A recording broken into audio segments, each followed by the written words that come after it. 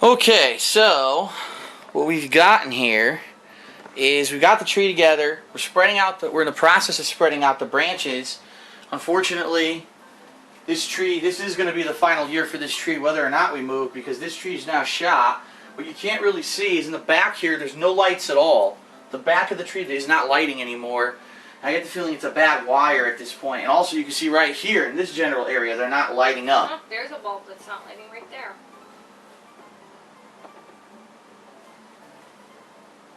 No, it's not affecting anything. But yeah, we can't. We tried messing with this. We can't get these lights to turn on, which means it's probably a wiring problem at this point. The tree is quite old. I've done it every year. It's 2009, 10, 11, 12, and now this year. Jeez. Yeah, I think 5 years I've used this tree. I don't think any tree is meant to last longer than 3. So, you know, it is what it is. It lasted a while, and I got my use out of it. I'm not complaining at all. And, you know, it's time to have one final good year for this tree. So, a little bit more spreading out of the branches here before we put on the holly. The garland. I mean, some people do put holly on their tree. You want to go get some holly? We'll get you some holly. But, what we're going to do, for this at least, we're going to try to hide it by putting garland right there. So maybe you're not necessarily looking for lights right there. And then, the back, we actually rotated the tree so the dead lights are in the back, so hopefully that won't affect anything. So, this year was quite an interesting year for gaming, in particular. When you think about it, the year started out very peculiarly, because what we didn't know, unbeknownst to us, the next generation of consoles were right around the corner, and a lot of these game publishers, you know, wanted to rush out releases before the next gen. And so you had games that people at first thought were going to be good. Hold on, step back and see how it looks now. You had games that people thought would be good that were part of established franchises that when they actually came out were quite bad. You know, dilating games like God of War, Ascension never needed to be made. Gears of War Judgment were the worst games I've played in recent memory. Just games that went off the rails. Was like, you know, what happened here? Why? What? Sequels that came out that just flopped. Reboots, the DMC reboot flopped. And so quite honestly, you know, until say the hardcore gaming season this year, how many good games did you have? You could probably count them on one hand. BioShock Infinite was good. The Last of Us was really good. Injustice Beyond Two Souls was really good. And then until, what was it, September really. We really didn't have many great games.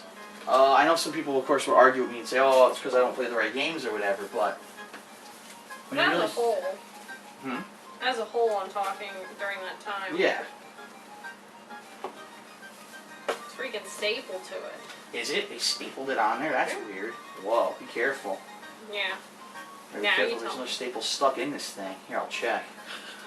So we got a new Garland this year because last year the Garland we had fell apart. That's how old, like I said, the supplies and stuff for this tree are.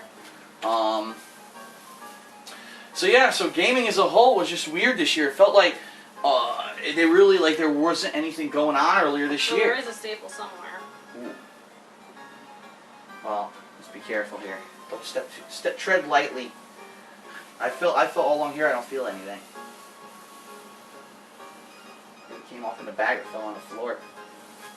I think it fell on the floor.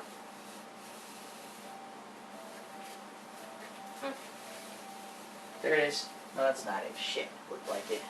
Everything looks like it. Yeah. Yeah, it'll probably fall off and we can. Oh, found it. Found it? Cool. All right, good. Ta-da! Put it right here.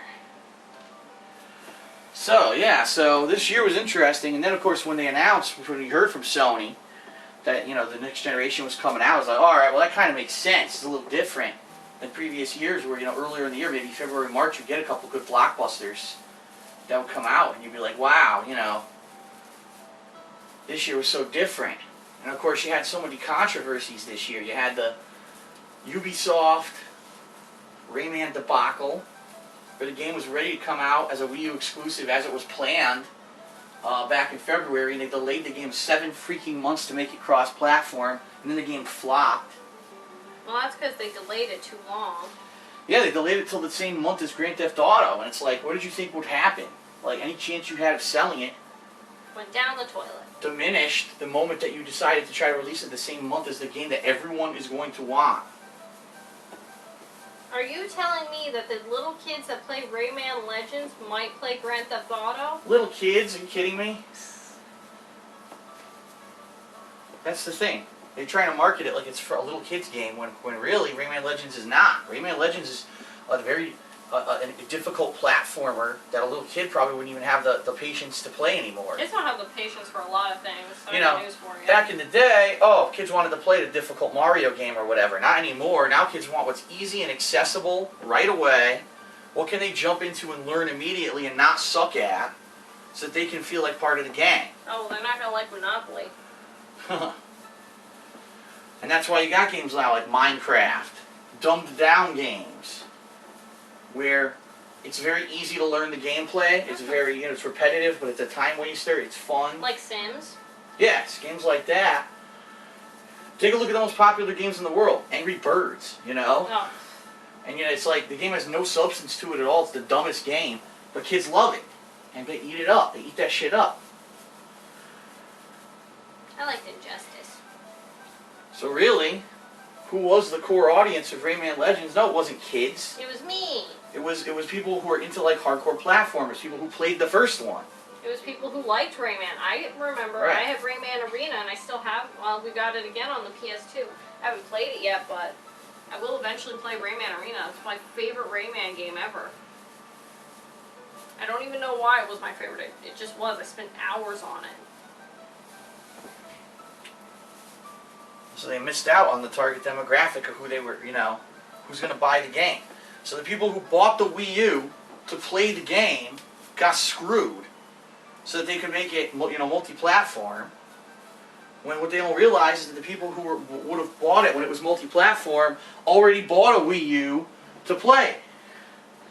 It looks like my mom's calling.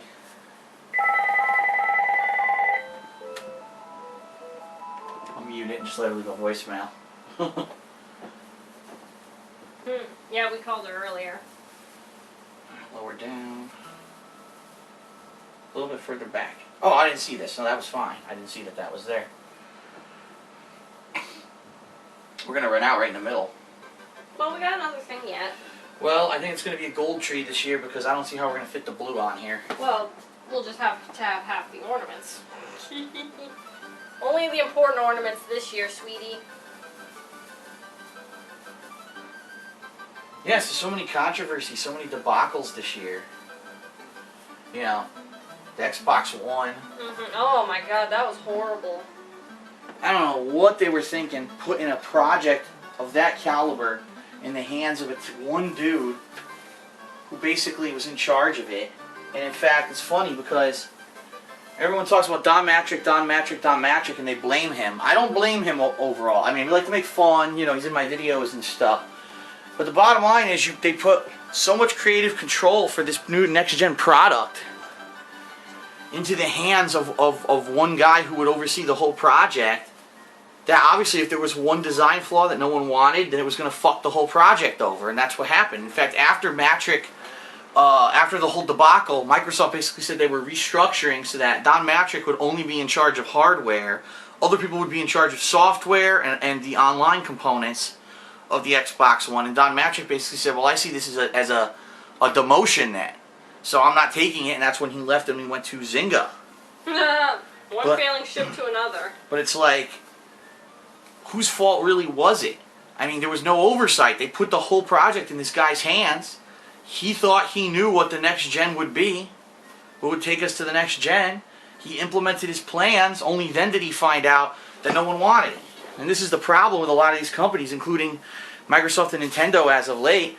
They don't get market research on what people want. No, I can tell you exactly why it failed. It failed because they don't want to market to gamers anymore. It is called a game console. It is sold on Amazon, eBay, GameStop. It is sold as a game console, but it is not meant to be a game console because they realize that they still live in this old like niche, where you're only a gamer if you're like this nerdy little teenager. Like adults don't play games, really little kids don't play games. They're stuck in the first mentality where you're a nerd, and I guess they just assume nerds don't sink a lot of money into things. But look at World of Warcraft, you sink tons of money into that.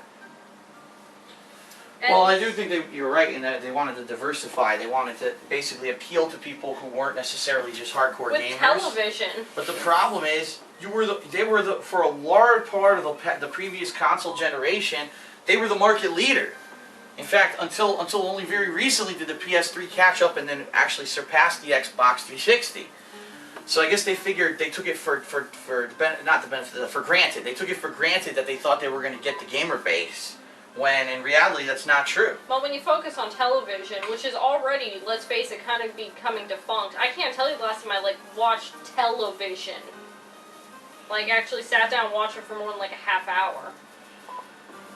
Nobody does that anymore. Everyone watches Hulu or that Google Cast or Chromecast, I guess is what it's called. They just want to see what they want to see. They don't want to pay for a channel and only watch maybe 2 of the shows on it. People just want to watch it online now, and it's so easy to do it now. If they had maybe marketed more for that, they might have stood a chance. But no, they stuck to television, which very few people hardcore watch like they used to, at least.